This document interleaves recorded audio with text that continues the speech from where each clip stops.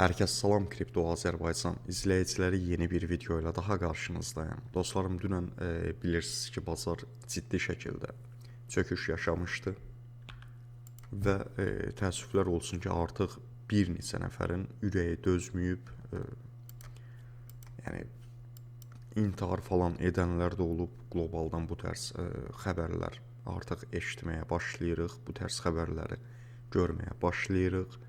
Ancaq yoldaşlar, onsuz da bu işin içinə belə deyim, girmişik, bu işin içindəyik. Təbii ki, indi ellə gələn belə bir söz var, deyirlər toy bayramdır. İndi hadisə də artıq olub və keçib. Yəni düşünün ki, bizim arxa planda olan, məsəl üçün, Pərvin var dostumuz. Yəni onun özü belə bugün iflas etdi. Yəni bildiyiniz belə iflas. Yəni sıfıra düşdü, əlindəki bütün miqdarları itirdi. Mənim özüm həmçinin, mənim tanıdığım digər bir-iki dostlarım var, onlar həmçinin çox ciddi şəkillər, ciddi miqdarlar belə deyim itirdilər. Və birjalar dünən təəssüflər olsun ki, bir çox birja, adlarını da deyəcəm, Binance və Vex birjası ümumiyyətlə işləmirdi.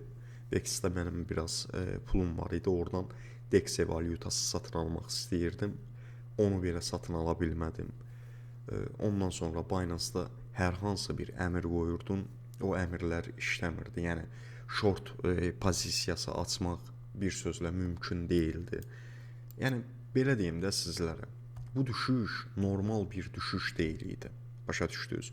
Bu qədər pul bazardan market cap'i görürsünüz. Bax, bu ümumi bazarın market cap'idir. Anlıq bu qədər pul çəkildi və bu pulun hara getdiyi, indi bu deyirik, okey, hər şey blockchainin üzərindədir, hər şeyi görmək olur. Anlıq bazarın qırılmasından çıxan pul hara getdi, o bilinmədi.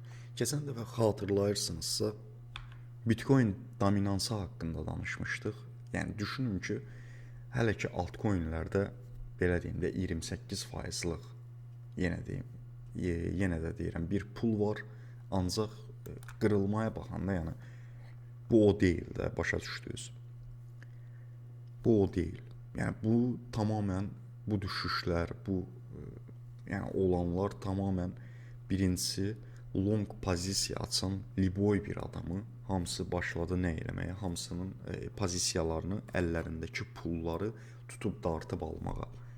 Bax, burada hansı valyutanı görürsünüzsə görün, dünən 200%-lıq, 300%-lıq ümumilikdə dəyər itirmişdi. Məsəl üçün, deyək ki, Sui 3 dollar 50 sentsə Sui'nin dünən qiyməti 50 sentə düşmüşdü. Yəni bu da ortalama nə qədər? 600%-in üzərində əslində bir düşüşü bizlər üçün göstərir. Başa düşdünüz? Və həmçinin digər valyutalar olsun, daha onsuz da adlarını saymağa ehtiyac yoxdur. Mən indi bir-iki kriptovalyuta sahibi ilə də bu haqda danışdım. Yəni birjalarda bunların valyutalarının çöküşü haqqında. İndi bir-ikisi cavab verdi. Verdikləri cavabı sizlərə deyirəm. Qısaca onlar da nə cür oldu? Yəni düşünün ki, adamlar deyir biz də bilmirik. Niyə? Deyir biz bilmirik ki, kimin əlində adam düşün ki, məsəl üçün deyir, amma Gate.io tokeninin sahibidir. Gate.io yox, dünən elə də çökməmişdi. Məsəl üçün VeChain'in sahibidir.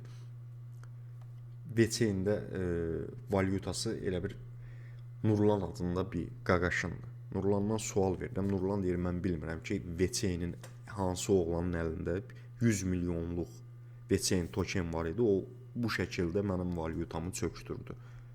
Yəni düşünün ki, bunu kriptovalyuta sahibləri belə bilmir. Yəni burada birjalar nə oyun çıxardı, nə elədi, yəni əksəriyyət nə oldusa belə deyim də birjalarda oldu. Çünki dibdən belə valyuta satın almaq istəyirdin, satın ala bilmirdin. Başa düşdün. Deyək ki, əlində boşda USDT-in var, o konkret qırılma anı var idi. Ya məsəl üçün DEX valyutası 13 dollardan 13 sentə vurmuşdu. Bax, onda özünü parçalasan belə bu valyutaları satın ala bilmirdin. İndi gəlin buna keçəyim dostlarım. Bu düşüşün birinci dalğası idi və bazarda, kriptovalyuta dünyasında bunu hamımız ilk dəfə gördük və şahid olduq ki, yəni bu tərz düşüşlər olurmuş. Niyə deyirəm dostlarım? Çünki ayı sezonu belə olsa, yəni Bitcoin-in düşüşü hər zaman ədəblə, ərkanla olub və ya digər valyutalarında da durub heyvan balası kimi, məsəl üçün bir valyutanı 13 dollardan 13 sentə yendirməyiblər. Yəni bu artıq rug pul deməkdir. Bu artıq longçuların, yəni göz görə-görə əllərində nə var idisə almaq demək idi. Başa düşürsüz? Yəni bu o dərəcədə ciddi bir şey idi. Bütün bazarı anlıq olaraq yəni çökürmək görün nə deməkdir? Nə qədər long pozisiya açanlar var idisə hamısını bir-biri məhv elədilər. 2x-la belə atsan bu düşüşün qabağında dayana bilməzdin. Heç buna pul da çatdıra bilməzdin. İndi ortada qlobalda olan xəbərlər falan görürük. Yəni belə deyim də adamlar milyonlar, 10 milyonlar yəni bu dərəcədə pullar itiriblər. Hər şeyləri yedib. Yəni indi isə düşüşün bir növ yaxşı şey nədir? Yəni ondan danışaq qısaca. Məsəl üçün Stak valyutası 44 sentə düşüb. TIA valyutası 98 sentə düşüb. Nexo elə də düşməyib. Məsəl üçün plasma 50%lıq dəyər itirib 41 sentə düşüb. Yəni ön sırada olan valyutaları dəyərləndirmək olarmı? Olar. Ancaq yoldaşlarım bunu da deyim ki sizlərə. Yəni bu düşüşün ikinci bir dalğası da gələ bilər. Başa düşdünüz? Yəni bu riski də konkret olaraq göz önünə alın, ondan sonra risk edin. Çünki ikinci düşüş dalğası bir sözlə var. Dünən saat ortalama gecə saat 3 falan ərəfələrində artıq birjalar rahat şəkildə işləyirdi. Kimlər ki ön sıralardan valyutalar aldısa artıq aldıqları valyutalar 2 qat, 3 qat, 4 qat kimi dəyərlənib. Başa düşdünüz? Yerdə qaldı, məsəl üçün yenə də deyirəm, ön sırada olan valyutalar artıq bunları dəyərləndirə bilərsiniz. Ancaq yoldaşlar, təkrardan deyirəm, hər zaman bu böyük düşüşün arxası da gəlir. Yəni bu gördüyümüz bizim birinci şok dalğası idi, konkret olaraq. İndi ikincisi bundan betər olarmı? Artıq bu bazarda nə desən olar.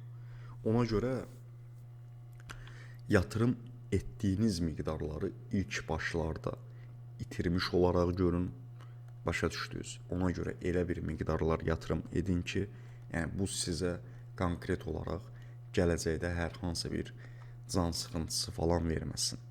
Bu arada dostlarım, Kripto Azərbaycanın çatında açmışıq, Telegram çatını. Sadəcə bəylər girə bilər, xanımlar girə bilməz.